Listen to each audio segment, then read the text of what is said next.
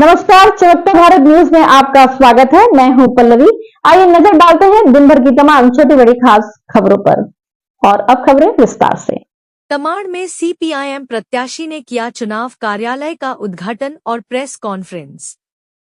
तमाड़ विधानसभा प्रत्याशी सुरेश मुंडा ने तमाड़ राइडिया मोड़ आमलेसा मार्ग पर अपने चुनाव कार्यालय का उद्घाटन किया। इस अवसर पर सभी नेताओं और कार्यकर्ताओं ने पार्टी प्रत्याशी के पक्ष में घर घर जाकर जनसंपर्क अभियान चलाने का संकल्प लिया। प्रेस वार्ता में सीपीआईएम उम्मीदवार सुरेश मुंडा ने कहा, कार्यकर्ताओं और लोगों में अपार उत्साह है। इसी का परिणाम है कि तमाड़ विधानसभा में 20 साल बाद पार्टी उम्मीदवार दी है। इस बार पुनः सीपीआईएम पार्टी भारी मतों से चुनाव जीतेगी। रिपोर्टर जितेंद्र सार, बुंडू, तमाड़। सबसे पहले तो आप सबको जोहार है। आज हम लोग तमाड़ विधानसभा का जो चुनाव कार्यालय है राइडी मोड़ में, आज हम लोग उसका विधिवत उद्घाटन किए हैं और चुनाव प्रचार की कल हम लोग शुरुआत किए बिरसा मुंडा का जन्म स्थल हतू से, और बहुत बाकी लोग जो है धार्मिक स्थल जाता है, लेकिन एक हम लोग ऐसा हैं कि जो हमारे देश के लिए कुर्बानी दिए, देश की आज़ादी के लिए लड़ाई के लिए कुर्बानी दिए, वैसे महापुरुष बिरसा मुंडा के जन्म स्थल से हम लोगों ने चुनाव प्रचार अभियान चलाया।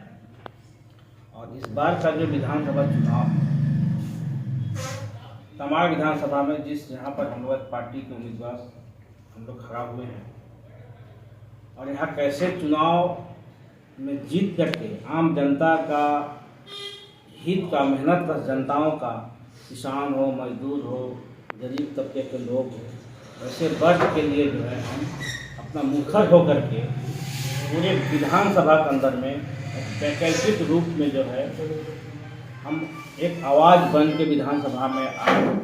इसकी तैयारी जो है हम लोग चुनाव के माध्यम से हम लोग इस बार तमाड़ विधानसभा जीतने का जो ताकत पूरा पार्टी जो है लगा दिया है। और इस बार का जो चुनाव है बहुत ही माने संघर्ष का माहौल में चुनाव चल रहा है, और एक तरफ वर्तमान विधायक है, दूसरी तरफ पूर्व मंत्री हैं, और कई सामाजिक संगठन यहाँ पर चुनाव मैदान में हैं। लेकिन हम जरूर कहेंगे इस बार का चुनाव, क्योंकि 20 साल के बाद इस बार सीपीएम चुनाव मैदान में तमाड़ विधानसभा में है, और ये विधानसभा का यहाँ का जो गरीब गुरबा जो लोग हैं उसका आवाज़ बन के जो है विधानसभा में जाएंगे। और यहाँ का जो मूलभूत सुविधा का जो लोगों ने परेशानी का जो सामना कर रहा है, सबसे बड़ा मुद्दा यहाँ देख लीजिए कि हर ब्लॉक दफ्तर में, सरकारी दफ्तर में आम जनता नागरिक का जो है काम काज में राहत नहीं है। यहाँ घूसखोरी भ्रष्टाचार चरम सीमा पर है। और चूंकि जब सीपीएम का 61 सांसद लोकसभा में थे और वन अधिकार कानून सीपीएम का आंदोलन, सीपीएम के दबाव से जो है सांसद ने पास कराया, और सभी वन अधिकार कानून जो अभी भी वन क्षेत्र में रहने वाले पारंपरिक ढंग से और आदिवासी दलित लोग जो रह रहे हैं, अभी भी जो है वन पट्टा यहाँ के लोगों को दिया नहीं जा रहा है। दूसरी तरफ देख लीजिए, हाथी का बहुत बड़ा जो है यहाँ परेशानी का सामना कर रहा है, खासकर किसान लोग। उसका फसल बर्बाद हो जा रहा है, इतना मेहनत से किसान फसल उपजाता है और हाथी आके जो है बर्बाद कर देता है, लेकिन उसका मुआवजा भी जो है किसान को सही नहीं मिल पाता है। हाथी का कैसे वन विभाग और सरकार के द्वारा जो कैसे इसको नियंत्रण किया जाए और उसको हाथी का जो कॉरिडोर को जो है मजबूत किया जाए, ताकि किसान लोगों को जो नुकसान ना पहुँचे, और जो नुकसान हो रहा है उसको जो भरपाई जो है यहाँ की सरकार, वर्तमान विधायक हो चाहे सरकार हो, अभी भी किसान के प्रति जो है अनदेखा कर रहा है। ये हम निश्चित तौर पर कहना चाहेंगे कि ये तमाड़ विधानसभा में ज्वलंत मुद्दा है। ज्वलंत मुद्दा आप देख लीजिए कि कृषि क्षेत्र में लोग यहाँ उसका जीवन बसर चलता है किसान का, लेकिन वहाँ यहाँ किसानों के लिए विशेष सुविधा जो बाजार होना चाहिए, जो किसान जो है अपना उपज जो है सही मूल्य मिल सके, बाजार का कोई व्यवस्था यहाँ पर नहीं है। और यहाँ पर देखिए वन क्षेत्र में जो खास करके आदिवासी गरीब लोग अभी भी अपना जीविका चलाने के लिए लकड़ी की चून के जो है बाजार में बेच के अपना जीविका चला रहे हैं। वैसे लोग गरीब गुरबा जिंदगी जी रहा है, लेकिन उसका जब बाल बच्चा का भविष्य का जब बात आता है, एक तरफ महंगाई सबसे चरम सीमा पर यहाँ पर है, दूसरी तरफ उससे बहुत परेशान है, दूसरी तरफ जो है शिक्षा का जो व्यवस्था है, आप गांव-गांव में जाकर देख लीजिए, कोई भी स्कूल का व्यवस्था सही नहीं है, कहीं धंसने की स्थिति में है, कहीं जर्जर है, तो स्कूल है लेकिन शिक्षक नहीं है। अब बताइए नौजवान और यहाँ का जो छात्र जो है उसका भविष्य जो है अंधकार पर है।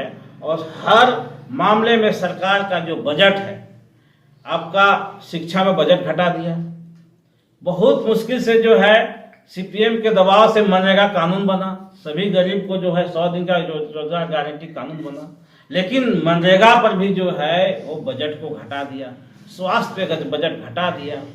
तो ये जो वर्तमान सरकार है, ये जो यहाँ का गरीबों के साथ जो शोषण जो हो रहा है, उसका व्यवस्था पर जो छेड़छाड़ हो रहा है, ये तमाम मुद्दा को लेकर के चुनाव मैदान में सीपीएम पार्टी तमाड़ विधानसभा में उतरा है। इसमें बहुत पूरा डिटेल बताना संभव नहीं है। तो जन अधिकार पर जो लड़ाई लड़ने वाले लोग हैं, उनके ऊपर फादर स्टेन स्वामी जैसे लोगों को, और यूएपीए में हम लोग सर्वे कराई थी पार्टी की ओर से, यूएपीए में सबसे ज्यादा आदिवासी लोग जेलों में बंद है, झारखंड के विभिन्न जेलों। तो इस तरीके से दमनकारी नीति बीजेपी और एनडीए की सरकार ने किया। और आपका ये बांटने की राजनीति को तेज किया, एक स्पेशल जनजाति सुरक्षा मंच को आगे रख करके आदिवासी को धर्म के नाम पर मतलब डिलिस्टिंग का नारा दे करके बांटने की राजनीति को आगे। दूसरी ओर इन विफलताओं को कहना चाहिए कि रेखांकित करते हुए और ये संकल्प के साथ कि एनडीए सरकार ने जो गलतियां की, एनडीए सरकार ने जो जन विरोधी फैसले लिए, नीति बनाई, कानून बनाए, उनको बदलने के संकल्प के साथ जो झारखंड मुक्ति मोर्चा, कांग्रेस और राजद की गठबंधन ने जो सरकार बनाया, वो भी अपने संकल्प को पूरा करने में विफल रहे। ये बात सही है कि कुछ लोकप्रिय योजना उन्होंने शुरू किया, लेकिन उनका जो मूल मकसद था कि एनडीए सरकार के गलत फैसलों को उन लोग बदलेंगे, उन्होंने इस संकल्प को पूरा नहीं किया। इसका नतीजा है कि आपका भूमि बैंक नीति रद्द नहीं किया, स्थानीय नीति, नियोजन नीति इन लोगों ने फैसला लिया था, उसके हिसाब से उसको रद्द तो कर दिया, लेकिन नया नीति नहीं बनाया। कई तरह के फैसले हैं। एनडीए सरकार ने, अभी हमारे प्रत्याशी कह रहे थे, मर्जर कर दिया गया बगैर जाने। आपका तमाड़ क्षेत्र में सुमाननाड़ी में एक बड़ा स्कूल है, उसके बगल वाला छोटा टोली में उसको मर्ज कर दिया। ये व्यवस्था पूरा झारखंड में एनडीए की सरकार ने किया, लेकिन वैकल्पिक सरकार जो आई, हेमंत सरकार, इन्होंने भी उसको सीधा करने का काम नहीं किया। और अभी आप पत्रकार बंधु कह रहे थे, हम कहना चाहते हैं कि मुद्दा आधारित समर्थन था, चूंकि वो भाजपा के विरोध में झामुमो, कांग्रेस, राजद की गठबंधन की सरकार थी, ये इंडिया गठबंधन की सरकार नहीं थी। हमारा मुद्दा आधारित समर्थन था और रहेगा, और जहां जिस मुद्दा पर, जन मुद्दा पर विरोध था, विरोध रहेगा। इसमें कहीं कोई लेकिन किंतु परंतु नहीं है। और इसीलिए हम आपको फिर से दोहरा दें कि हम इन दोनों के ये में एक बैलेंस बनाने के लिए, और स्थानीय जो हमारे विधायक हैं, स्थानीय विधायक तो दोनों का मजा ले लिए। एनडीए में भी रहे, आजसू के विधायक के रूप में सत्ता के साथ रहे, सीएनटी एक्ट, एसपीटी एक्ट संशोधन के खिलाफ एक शब्द नहीं बोले।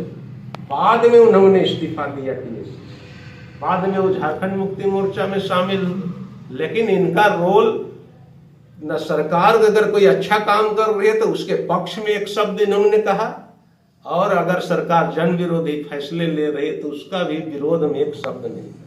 सदन में उनको बोलते हुए किसी ने नहीं सुना। और उन लोग सोचते हैं कि वो पैसे के बल पर ये बदलाव करेंगे, फिर से कब्जा करेंगे, तो तमाड़ की जनता इस बार ये सफल नहीं होने देगी और जल जंगल जमीन और खनिज की रक्षा के लिए नफरत और जाति धर्म के नाम पर बांटने की राजनीति के खिलाफ और जन अधिकारों के लिए सीपीआईएम के उम्मीदवार कॉमरेड सुरेश मुंडा, जो हमारे राज्य कमेटी के सदस्य हैं, उनको विजयी बनाएगी, ताकि तमाड़ क्षेत्र की जनता से की ओर से वो सदन में आवाज उठा सकें। सदन के बाहर, सदन के अंदर हमारी लड़ाई जारी रहेगी, जो भी नीति होगी उसके आधार पर।